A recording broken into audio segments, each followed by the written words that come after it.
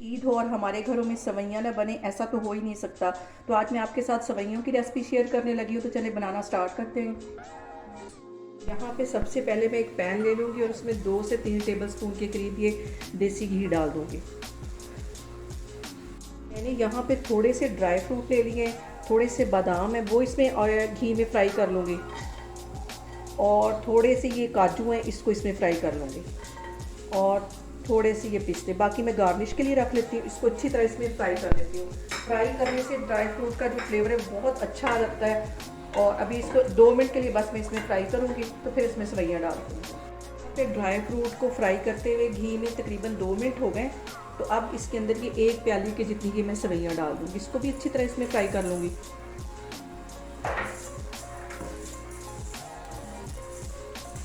सिर्फ 2 मिनट इसको अच्छी तरह भून लूँगी इसके अंदर, फिर मैं आगे आपको दिखाती हूँ। सवैयों को मैंने 3 से 4 मिनट के लिए अच्छी तरह फ्राई कर लिया, और अब इसके अंदर मैं दूध डाल दूँगी। तकरीबन आधा किलो से थोड़ा सा ज़्यादा इसमें दूध डालूँगी, और इसको हल्की आग पर बिल्कुल अच्छी तरह पका लूँगी पहले। अभी इसमें मैं चीनी वगैरह ऐड नहीं करूँगी, अभी सिर्फ मैं दूध और सवैयाँ ये इसको अच्छी तरह पका लूँगी हल्की आग पे। यहाँ पे मैं इसको कवर करके रख दूँगी ताकि सवैयाँ जो हैं हमारी अच्छी तरह गल जाएँ। तो फिर मैं आपको दिखाती हूँ।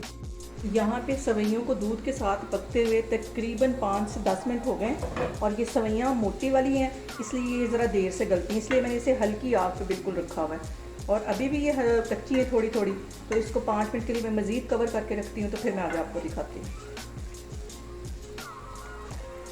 यहाँ पे देखें जी, सवैयों को पकते हुए तकरीबन 10 मिनट हो गए, और ये मोटी वाली सवैयाँ हैं इसलिए इसे बिल्कुल हल्की आग पे मैंने पकने के लिए छोड़ा हुआ है। तो अब इसका मैं कवर उतारती हूँ, और ये आधी प्याली के करीब इसमें मैं खोया डाल दूँगी। खोए से इसका टेस्ट बहुत बढ़ जाएगा, क्योंकि हम ईद के लिए बना रहे हैं तो हमें बहुत मज़े की बनानी चाहिए। और इसमें मैं ये इसको अच्छी तरह मिक्स कर लूँगी। यहाँ पे सवैयों को मज़ीद 5 मिनट में अच्छी तरह पकाऊंगी, और अभी मैंने चीनी इसमें नहीं डाली, क्योंकि अगर मैं चीनी स्टार्ट में डाल देती तो ये सवैयाँ गलनी नहीं थी।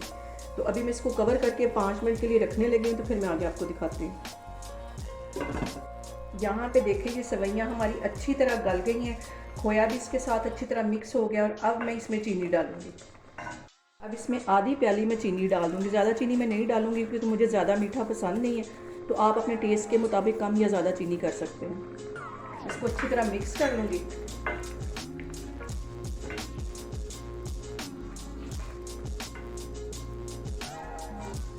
यहाँ पे थोड़ी सी ब्लैक वाली मैं किशमिश डाल दूँगी, और थोड़ी सी मैं गार्निश के लिए रखूँगी। इसको अच्छी तरह मिक्स कर लेती हूँ। चूल्हा मैं बंद करने लगी, तो मैं अब आपको डिश आउट करके दिखाती हूँ। और इन सवैयों को इतना ही लिक्विड रखना है, क्योंकि ये ठंडी होने के बाद मज़ीद ये थिक हो जाएंगी, तो इनको ज़्यादा थिक कभी नहीं करना। अब मैं चूल्हा बंद करती हूँ, तो मैं आपको डिश आउट करके दिखाती हूँ। यहाँ पे देखिए जी, ईद के लिए स्पेशल सवैयाँ बन गई, और अब इसको मैं ड्राई फ्रूट के साथ गार्निश करती हूँ। यहाँ पे देखें जी, सवैयाँ हमारी बन के तैयार हो गई हैं। बहुत ही ये टेस्टी बनती हैं। आप लोग भी इसे मेरे तरीके से बनाएं, और मुझे कमेंट्स में बताएं कि आपको मेरी रेसिपीज़ कैसी लग रही हैं। इंशाल्लाह ताला मैं एक और रेसिपी के साथ आपके सामने आऊँगी। अल्लाह हाफिज़।